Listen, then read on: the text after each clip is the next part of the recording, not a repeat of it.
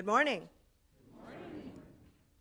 Welcome to Unitarian Universalist Church West on this Daylight Savings Sunday morning in March. Thank you to everybody who managed to set their clocks ahead and got here on time.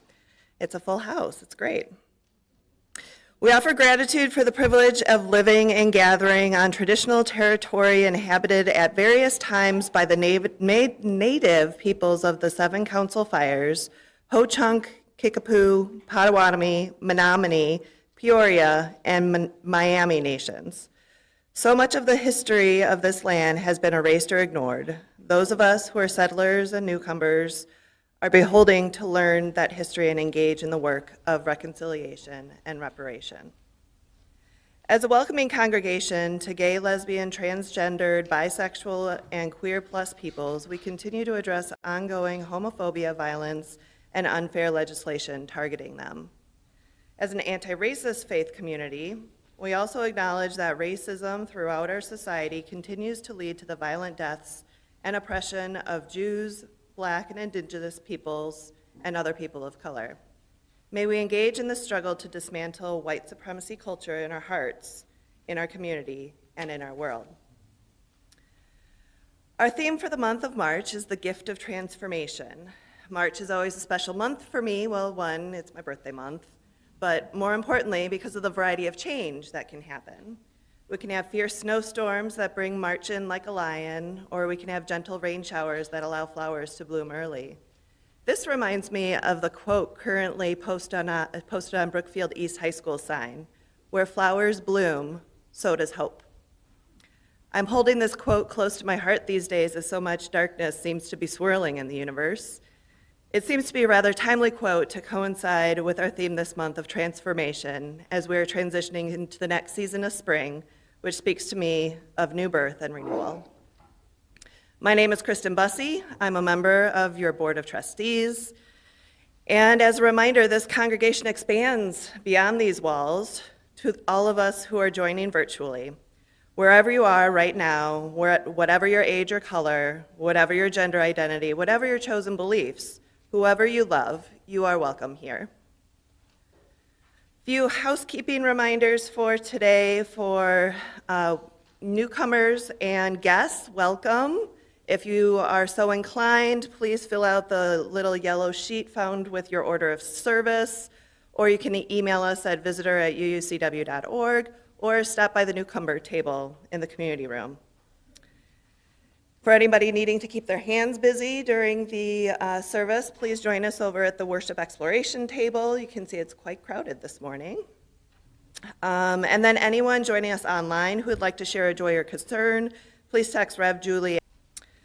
You might have expected a guest musician, Julie Thompson, this week. Due to illness, she has rescheduled to next Sunday, so you can look forward to hearing her then. March will be gone before you know it. Don't forget to submit your pledge by March 31st.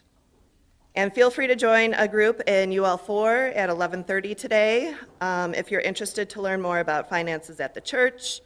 Again, that is in UL4 after the service at 11:30 today. And there are a bevy in the order of service, or attached to the order of service.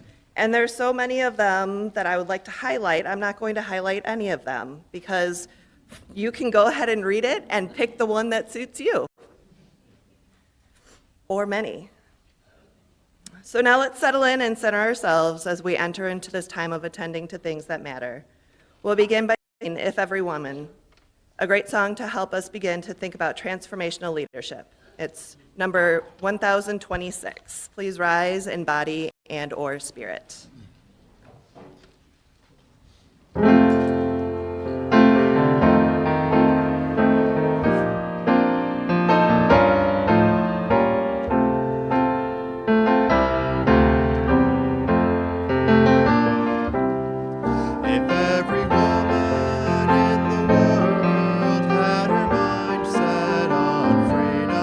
If every woman in the world dreamed a sweet dream,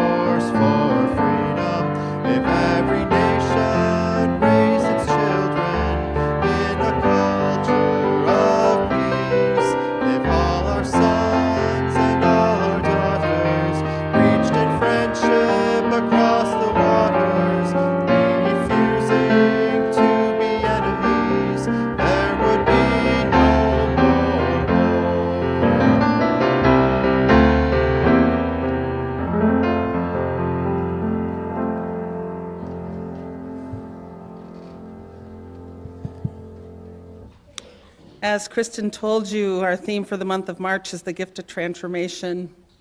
If every woman, if every leader, every person had their mind set on freedom and peace, what a different world it would be. It would definitely be transformational. Our opening words, written by Arlen Goff, speak of thresholds, those moments when we make a choice about where we are, where we will set our minds, and who we hope to become. Thresholds. We cross them every day, from room to room, from outside to inside and back again, from here to there, from anywhere to everywhere, from age to age. Each threshold offers an opportunity for change, for renewal, for transformation, from what we were and what we are to what we can be. In this hour and in this place, we cross a threshold from our day-to-day everydayness into space and time attuned to the other, to the sacred, to the holy, into an awareness of new life pregnant with possibilities. How will we be renewed in this moment? How will we be changed by this hour? How will we be transformed through this gathering of beloved community? Come, you longing, thirsty souls. Come, let us worship together.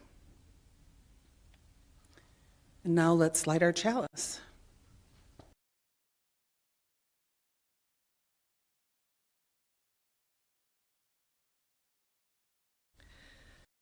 When Unitarian Universalists gather, we light a chalice.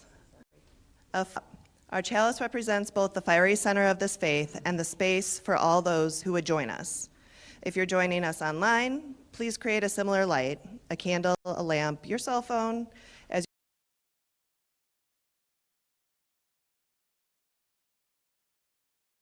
Betts Weinecke. I invite you to read them with me.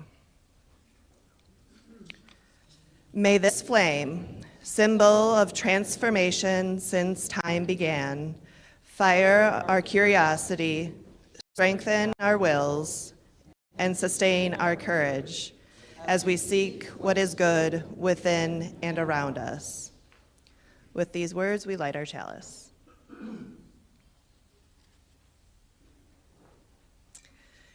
Unitarian Universalism is a covenantal faith, which is to say that what holds us together are the intentions that we set to walk and work together in the service of love, truth, and justice.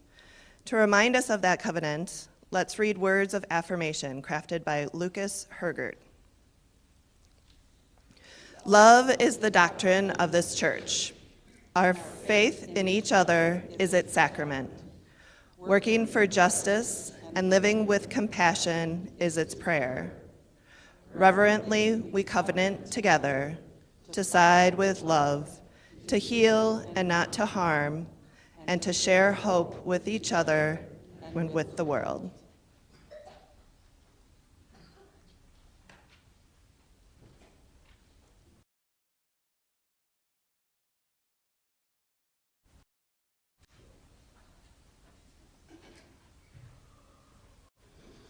Good morning.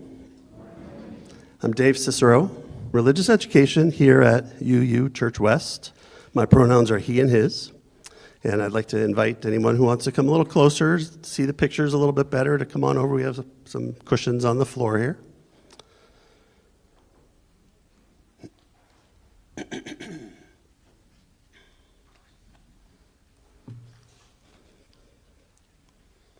So today, those of you staying in the sanctuary for the whole service will be learning a little bit about Ted Lasso and his leadership skills. And we found a story with maybe a similar type of character, who might not be your stereotypical leader, but who comes into that role. The story is called Audrey Joins the Team. It was written by Dave Waymond, and it was published by Owl Kids Books.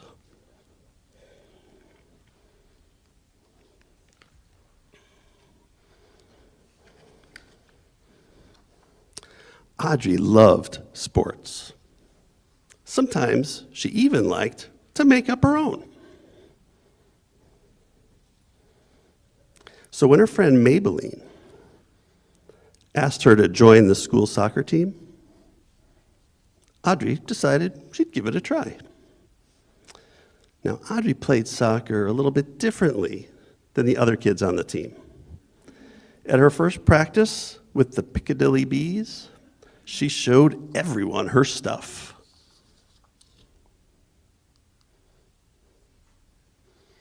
Her soccer coach said she had interesting technique. Her teammates said they liked her unique practice drills.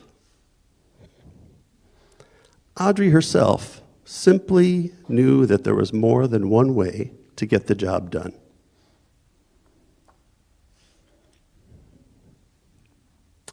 Now, Maybelline was the Piccadilly Bees' star player. Her drop kicks were amazing. She could expertly dribble, volley, and lob the ball from one end of the field down to the other. I'm open. Pass it here. Boop, ta-da! Maybelline scored.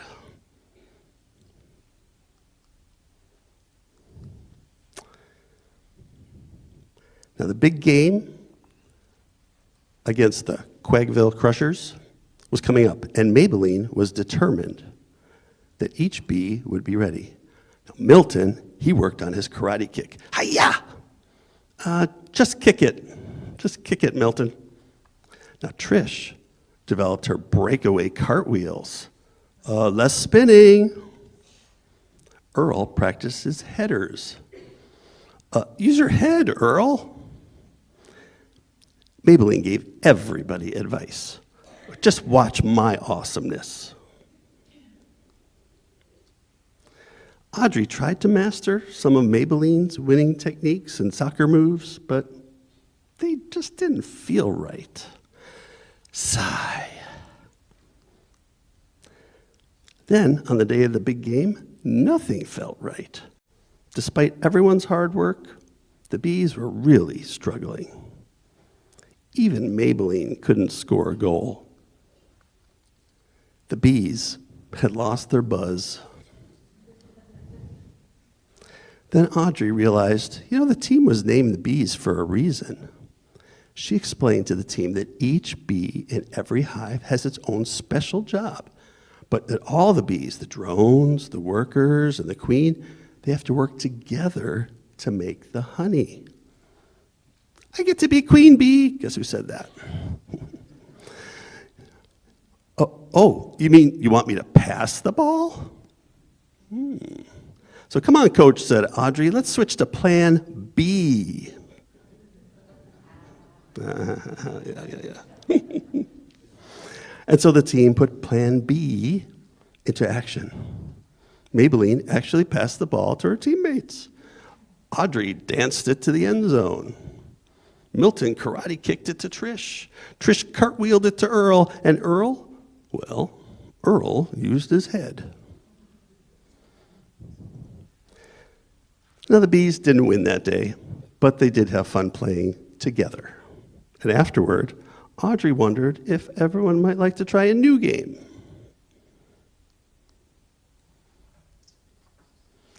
She made up her own.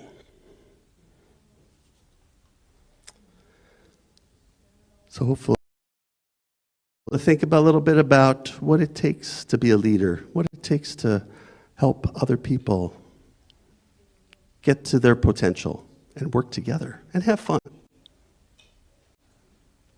So this morning, Cadence has agreed to light our RE lantern. So Cadence can come forward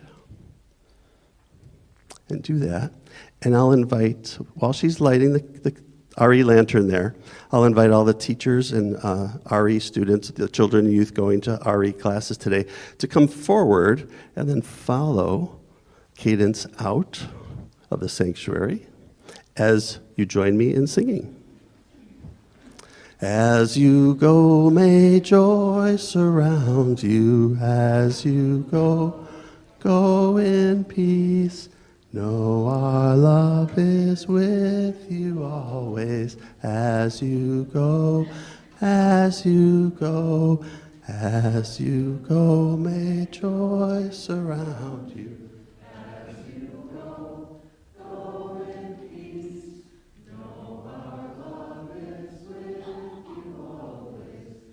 As you go, as you go.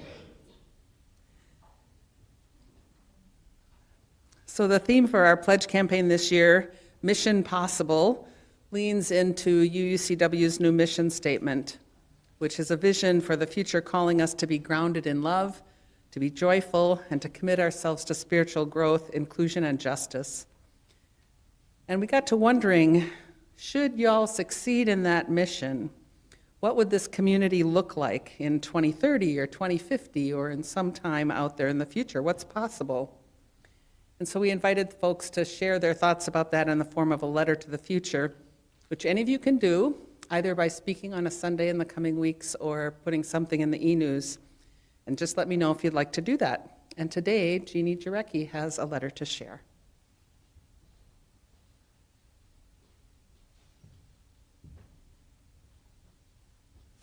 Morning.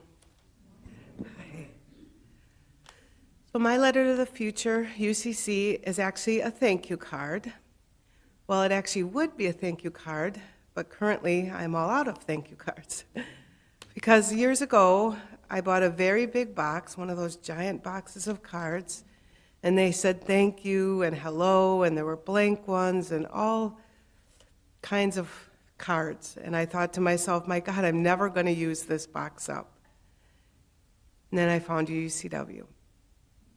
I said I wasn't going to cry, but I'm going to cry, so it doesn't matter. And now the box is empty.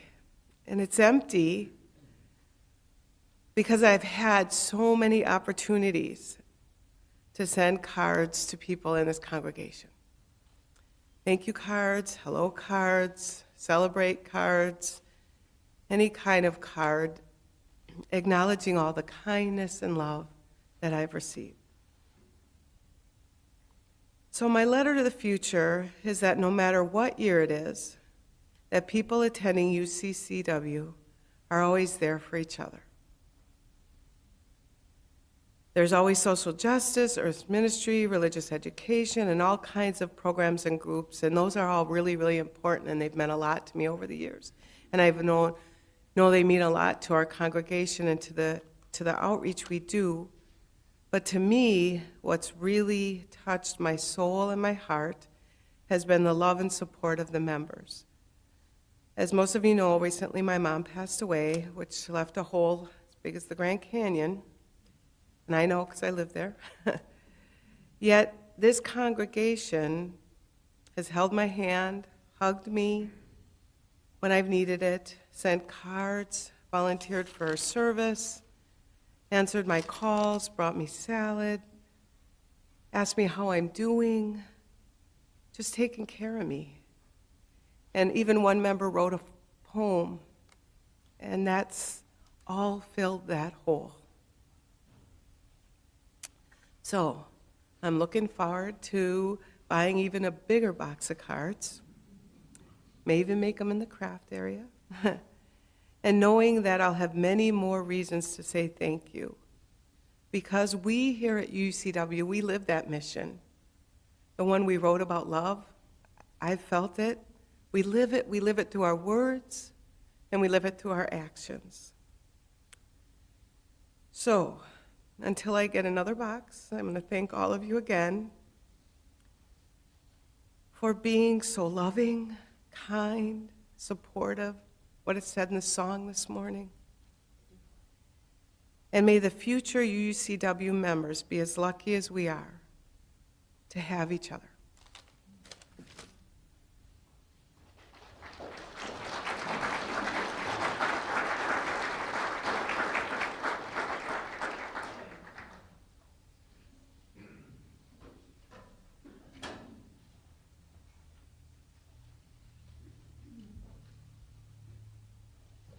Good morning. My name is Jacqueline Rivas. My husband and I have been coming to UUCW since October, and my little peanut was the one carrying the lantern, Cadence.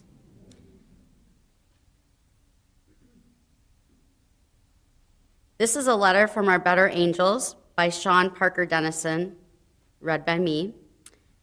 Let's begin the quiet, contemplative time in our service by listening to these words of Sean Parker Dennison from the meditation manual, Breaking and Blessing.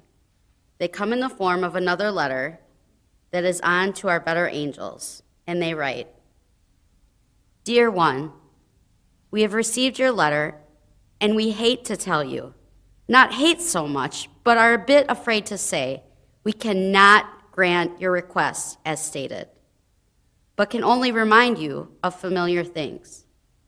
First, faith. Faith in yourself and trust in others. We know it can be terrifying to be vulnerable, but only when you share your softest side will we be able to break through. Next, hope. Hope is not an empty fairy tale. It is the true story of all the times human beings like you have found a way to create the future, though you didn't know how. And of course, love. Love demands that you cherish all people, not just yourself and safety. Love that is not satisfied until every argument ends abruptly when one child says, that hurts. There is so much to learn and relearn. The world teaches you to be hard, to negotiate and defend, to avoid giving too much and to the wrong people. Well, there are no wrong people. You are also not wrong. And when you encounter the poor, the broken, the unhoused, and the unwelcome, you are looking, if you pay attention, at us, calling you to answer your own prayers. If you want to change the world, first, be sure you are changing yourself. Be tender, be kind, be at peace. Be all the things you wish for. Be your own better self. It isn't without cost, but it will be free.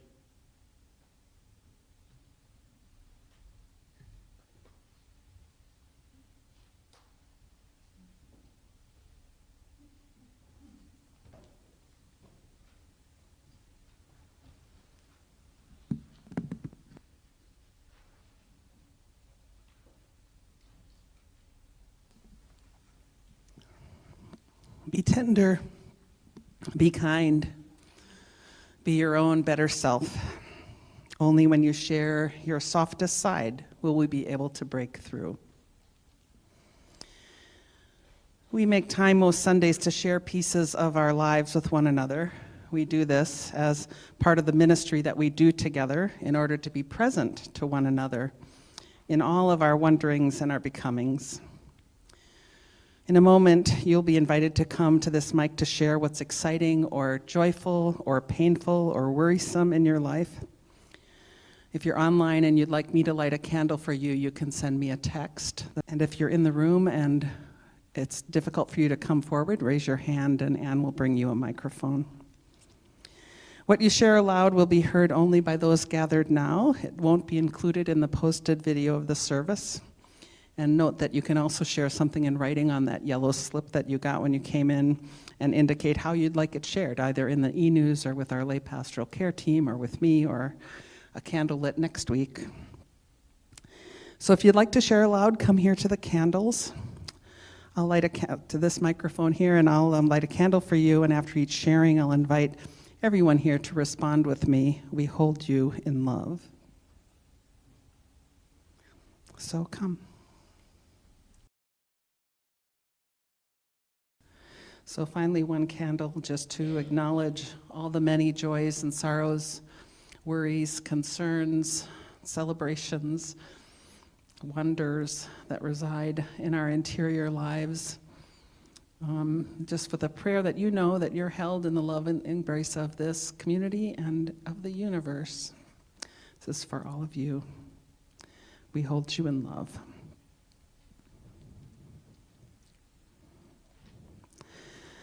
So be tender, be kind, be your own better self.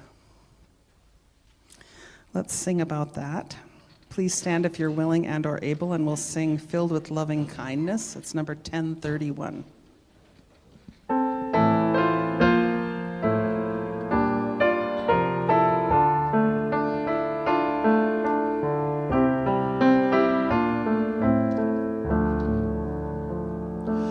May I be filled with loving kindness. May I be filled. May I be filled with loving kindness. May I be filled. May I be peaceful and at ease. May I be whole. May you be filled with loving kindness. May you be well. May you be well with loving kindness. May you be well. May you be peaceful and at ease. May you be well. May we be filled with loving kindness.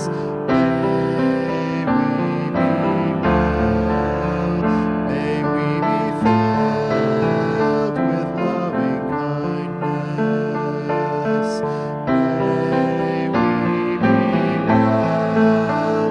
May we be peaceful and at ease. May we be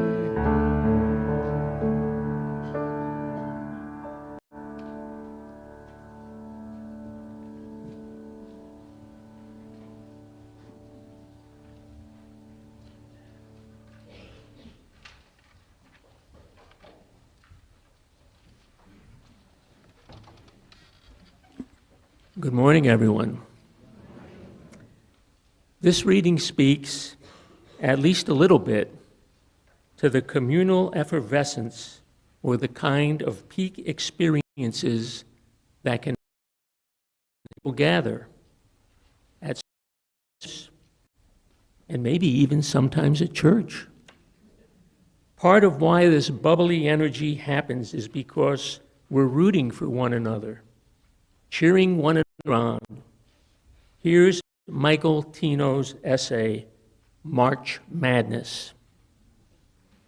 One of the potential spiritual lessons of sports comes in its ability to connect people to each other as well as to a team of strangers.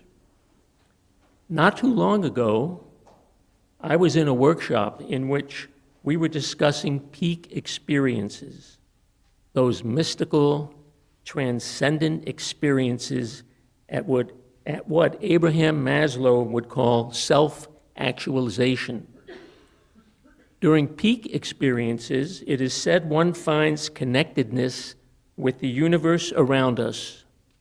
Sometimes one is overwhelmed with that sense of being part and parcel of a vast and wondrous creation. Many of my colleagues described experiences like sitting on mountain ridges at sunset or finding deep inner peace on a meditation retreat. I thought of women's basketball. The date was March 22nd, 1999. The place, the Greensboro Coliseum in North Carolina. Duke faced Tennessee, who had won 3 national championships in a row and were, by all accounts, headed for their 4th. I sat in the Duke section, a tiny sliver of blue in a sea of Tennessee orange. And yet, somehow, our little group managed to pull together and make more noise than the Lady Vols fans. A disparity that grew as the Blue Devils took and held the lead. Needless to say, Duke won that game, and we left elated.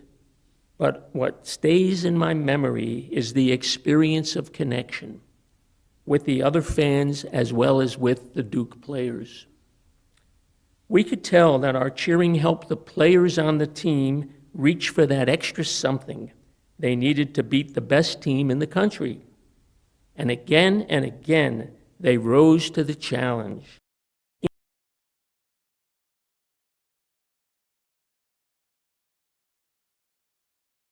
Connect.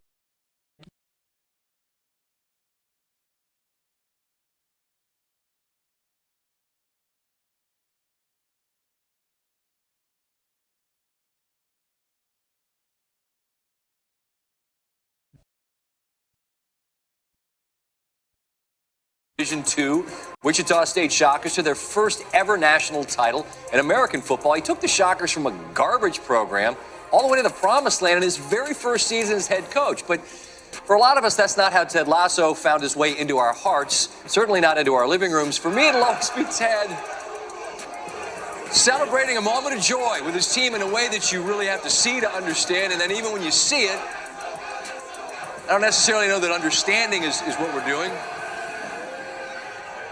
Right on, Ted. Do your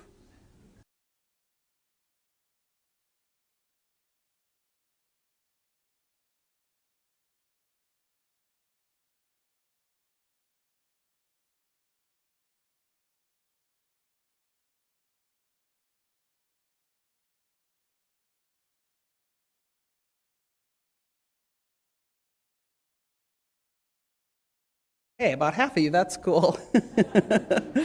If you're not familiar with it, the basic premise is that a woman named Rebecca has gotten a premier football, that's soccer, a premier football team, Richmond, in a divorce.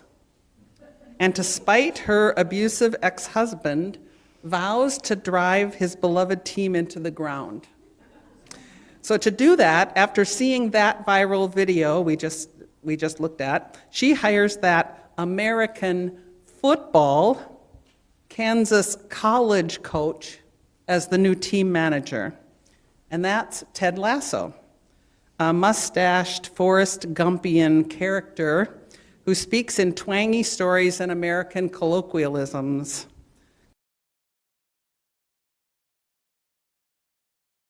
Whoops, I missed something there. Wrong one, there. Taking on a challenge is a lot like riding a horse. If you're comfortable doing it, you're probably doing it wrong.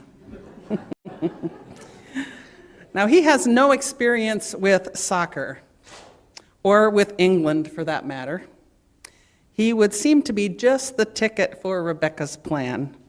And of course, right off the bat, and yes, I know there are no bats in football of either kind, the devoted and disgusted fans ridicule him, loudly jeering and calling him, dare I say it, a wanker. And I won't say any more about that. Now, 2 disclaimers before I get further into this. First, I am not a sports fan. There's not a single team of any ilk anywhere that I follow. So I resisted watching Ted Lasso. But friends kept talking about how wonderful it was, and so I finally caved. And it is indeed a great show. Now, second, this is my first ever sports-related sermon. I mean, I don't really even do pop culture, but apparently I'm persuadable, as evidenced in that I was ever convinced to watch this show.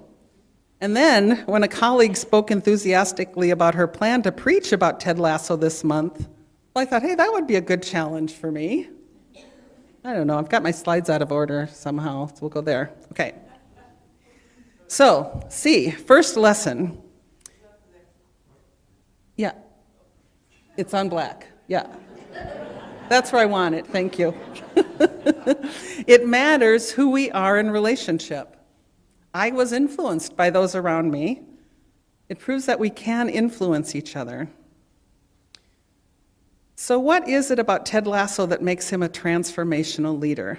Now, I don't think that we can start that conversation without first trying to define leadership. I mean, what does it mean to be a leader? Who can be a leader? How do we lead?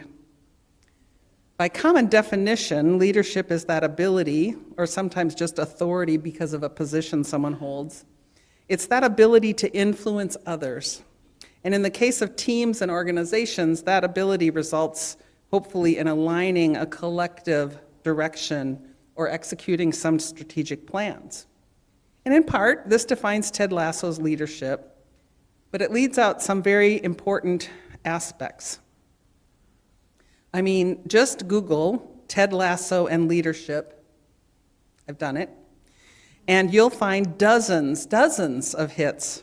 Articles by pundits and trainers and life coaches outlining 5, 6, 10, 12, 18 in one article, lessons to be found in studying Ted Lasso. Now, I read about 6 of those articles.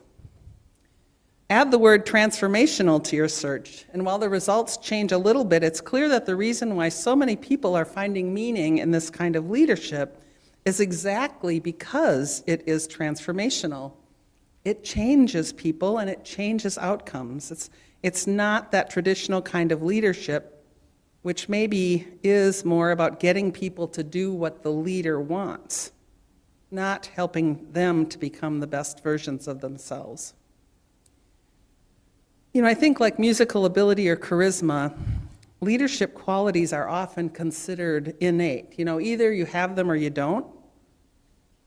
Well, I think we really have to bust up that myth.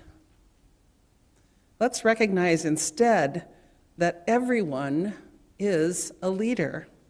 Maybe not all the time or in all the contexts of one's life, but everyone leads some of the time. Implicitly, explicitly, loudly, softly, in big ways or small, everyone leads. Everyone has the capacity to lead. Now, yes, of course, we know there are leadership roles in life, even in our families and in our friends groups, and certainly in our workplaces and here in the congregation, there are designated leadership roles. And yet, isn't it true that the person in those roles is really seldom the only one offering leadership? In fact, one of the qualities that's transformational about Ted Lasso's leadership is his ability to empower others to be leaders. Leaders of others, yes, but perhaps more importantly, leaders of their own lives. Oops. Sorry, there we go.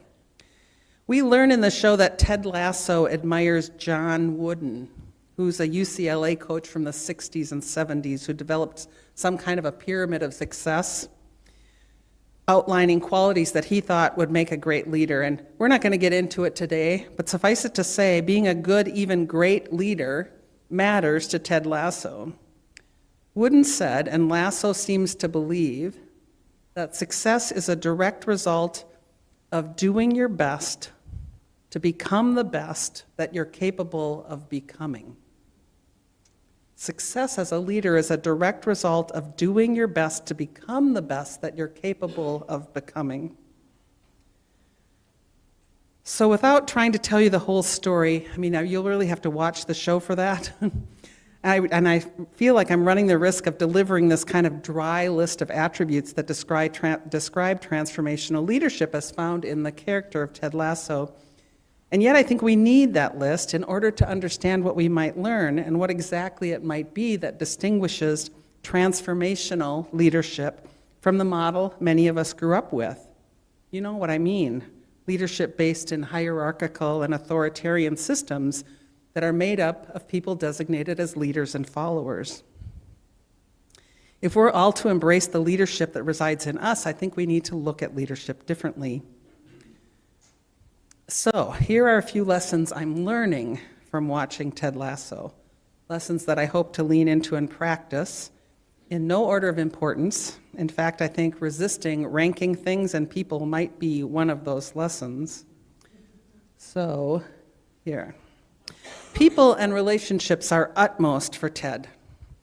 So much so that I think it would be okay with him for me to just call him Ted. He meets people where they are, with openness and curiosity and a willingness to learn from them, whether it's egotistical players, whether it's those with less than admirable intent, cultures that are new to him, or even critical journalists. He doesn't seem to have a judgmental bone in his body. He just treats everyone with kindness, if not even sincere empathy. Ted puts people first. And putting people first, even the human over the athlete, leads Ted to see the good in others. And seeing the good in others leads Ted to truly embrace the power of diversity, especially in a team drawn from around the world and with widely different skill sets, kind of like those Piccadilly bees in today's story. Seeing the good and the potential in others is the best way to empower others to be their best selves. Whether that be the best footballer or the best friend one can be. You know, Ted is willing to be vulnerable, even though it can be a stretch for him. His vulnerability allows him to step out of his comfort zone. When his mental health suffers, he has to learn to be open about it and to accept help. He freely acknowledges, just as he goes about his life in England, that he is something of a Yankee in King Arthur's court. He doesn't understand how the game of soccer works, and he admits it and learns. And when he gets it wrong, he apologizes. He leads with a humility that we see far too seldom in our leaders. And being humble and vulnerable means being open to learning. Ted talks about himself in his best humble voice as being a work in prog mess. He knows he doesn't know it all. And he doesn't hold on to his mistakes and disappointments. In fact, one of Ted's well-used adages is,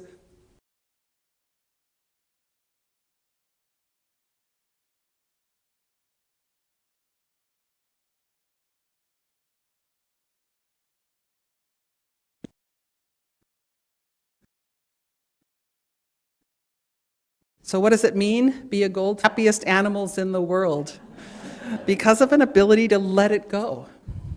Ted says, don't dwell on mistakes, move on. For me, perhaps the most inspiring things about Ted's leadership are his commitments to doing the right thing and telling the truth, attributes that are key to building trust. Now, though it is sometimes uncomfortable for him, he's honest about his feelings, and he's willing to go out on a limb to do the right thing. In one key game, unresponsive to the booing crowd, Ted benches the star player, Jamie, because of his selfish attitude that had become demoralizing for the other players, kind of like Maybelline in the book earlier. Ted risked the game for the good of the team. And spoiler alert, this is not the end for Jamie. Through the course of the show, he too is transformed. Now, Ted is unwaveringly positive. In planning for today, I couldn't help singing eternally optimistic songs. I sent several of them to Ruben. Songs like The Sunny Side of the Street and Always Look on the Bright Side of Life. Yeah, you got it. Be Ted. Ted's positivity is not blind optimism, but rather a belief in what's possible. And other than the goldfish mugs, perhaps the most popular image from Ted Lasso that keeps showing up all over the place is of that bright yellow handwritten "Believe" sign that he taped over the locker room door. He does this early in the first season, and that sign continues to play a role throughout the rest of the show. That message is key in empowering others, believing in our potential to do our best, to make a difference, to be a positive influence in the world. That is believing in others to be leaders. So what would happen if we were to look at leadership through the lens of Ted? How would it change us? You know, I think leadership has been given a bad name for several reasons. Since it's been held up as this admirable quality that only a few select people have, many of us have been told we weren't leaders and that we would fail if we even tried. For another thing, since leadership authority is often abused, some of us don't want to be associated with its power and position. We maybe don't want to be seen as thinking we're all that. Plus, doesn't leadership come with more responsibility? And who wants that? You know, but here's the thing, really.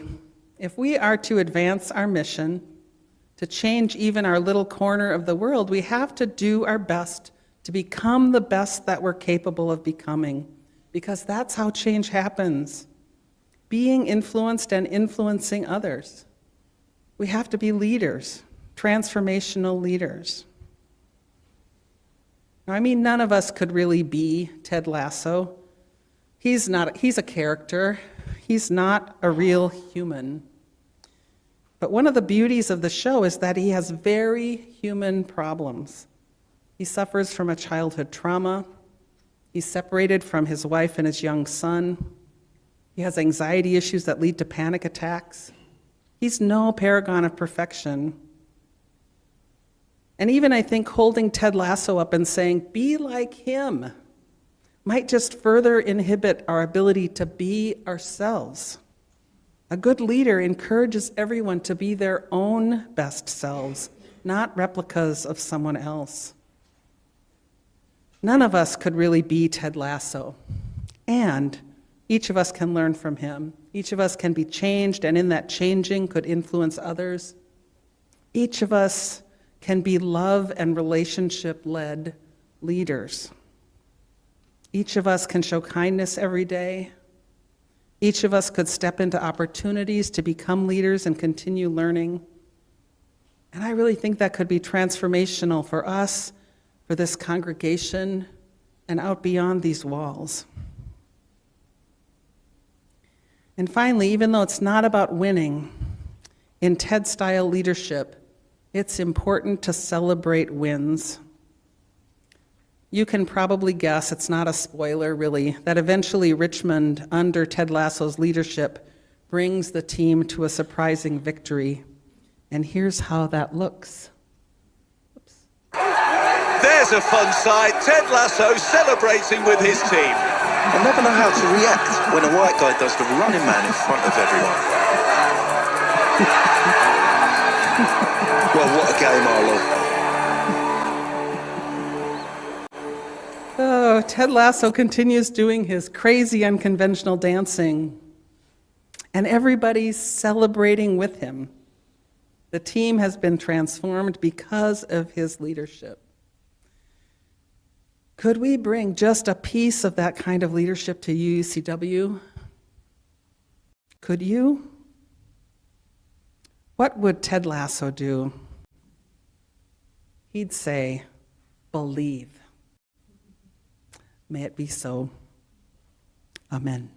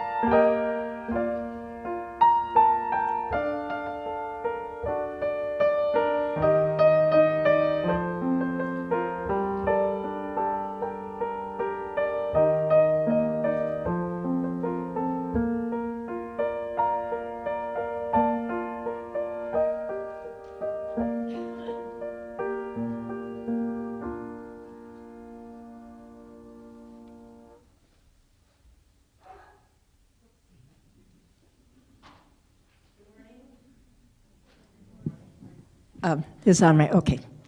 I'm Kathy Herwig with Split the Plate. My pronouns are she and her. I am not Brad Schleikowski, unfortunately, who we hoped would be here to talk about Courage House, but I will talk about it anyway.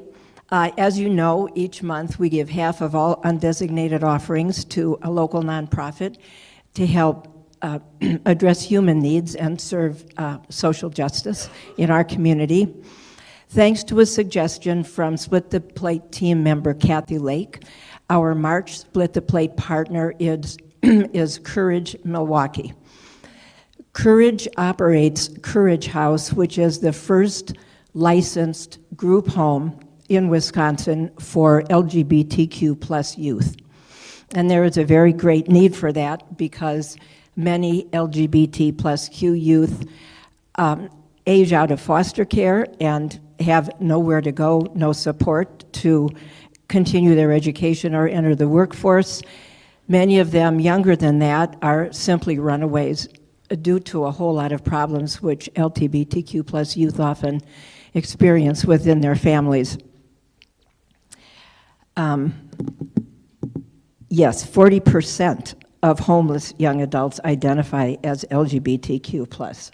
So that's quite a lot. So there is a very great need for this.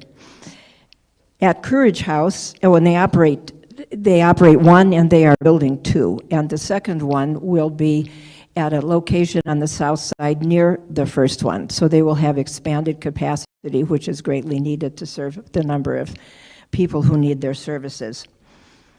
Their philosophy in the group home is it's a trauma-informed philosophy built into their program, incorporated in all day-to-day activities. They believe that in order for their residents to heal from trauma, they must have a safe, affirming home first. They are committed to supporting all aspects of their identities, including gender, sexual orientation, and race. And sometimes those intersect in ways that make life very hard for young people without some support.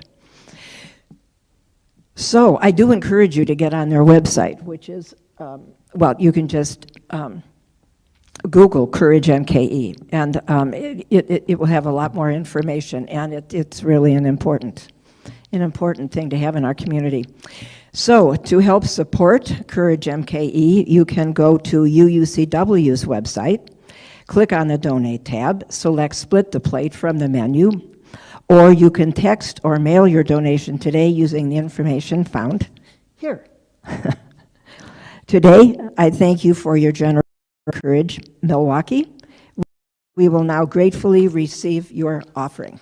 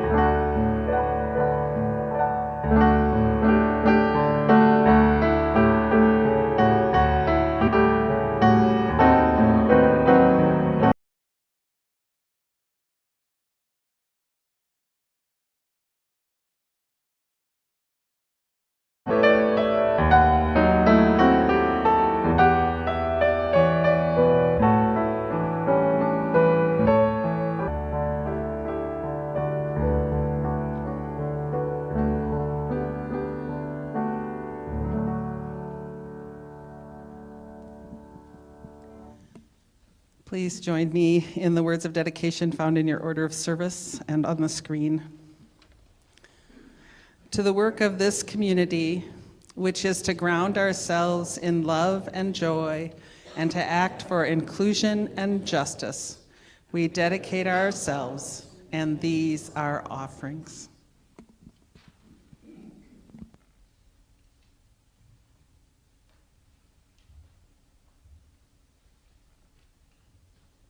So, who are the people we choose to be? Who are the leaders we would like to be? We've sung this before, but I expect it's new for many of you. We Shall Be Known was written by Mamuse, and they have generously allowed us to sing it. A few minutes ago, Ruben played the tune, so maybe it'll be a little familiar. He's going to lead us in learning and remembering it now. I'm sure you'll catch on. So I expect your sound and exuberance to grow as we get further into the song. So please rise in body and our spirit and join Ruben in singing We Shall Be Known.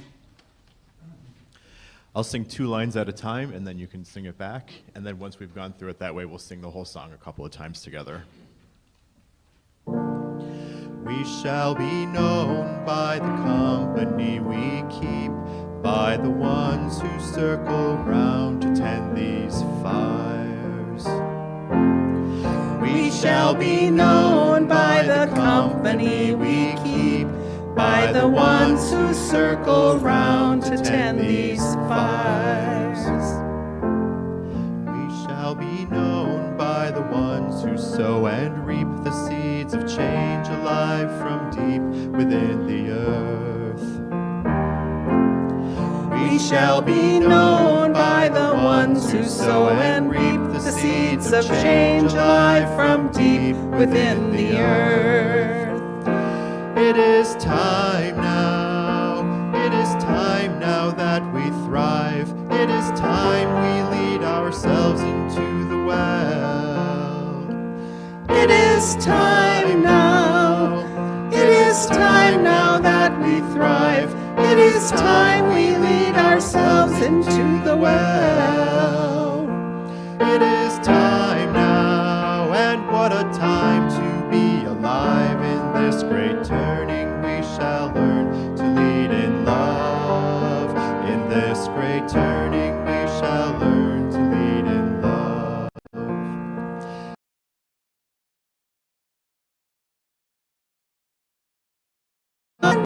Time to be alive. In this great turning we shall learn to lead in love. Turning we shall learn to lead in love. That was very good. Here we go. We shall be known by the company we keep, by the ones who circle round to tend these fires. We shall be known by the ones who sow and reap the seeds of change alive from deep within the earth. It is time now, it is time now that we thrive. It is time we lead ourselves into the well. It is time now, and what a time to be alive. In this great turning we shall learn to lead in love. In this great turning we shall learn to lead in love.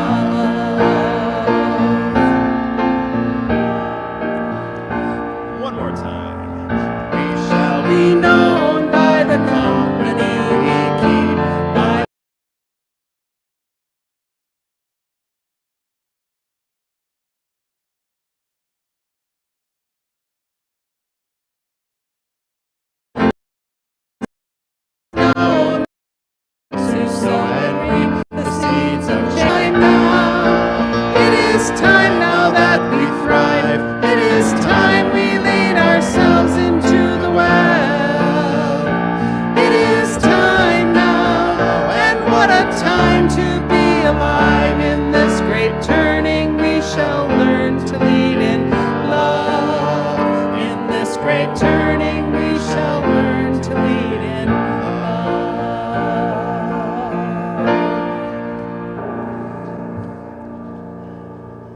Please remain standing. Take a look around this room and see all of these beautiful beings who form this community that both influences you and is influenced by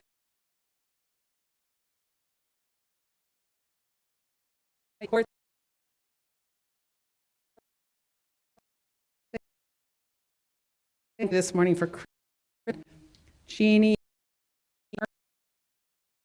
and our RE volunteers and all the folks at were on today's hospitality teams. And just a reminder, for those of you who want answers, you can go up to UL4 around 11:30, or if you'd rather just talk about the sermon, you can go to UL3. So I invite you to join hands if that works for you.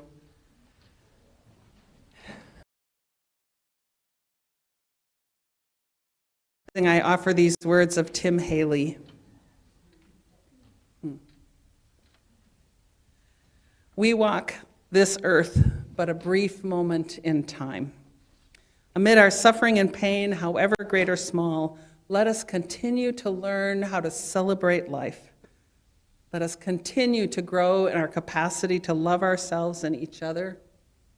And let us continue to move toward the goal of a just world community.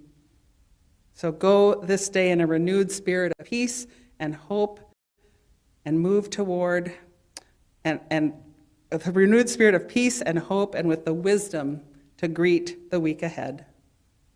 Blessed be Ashe. Amen.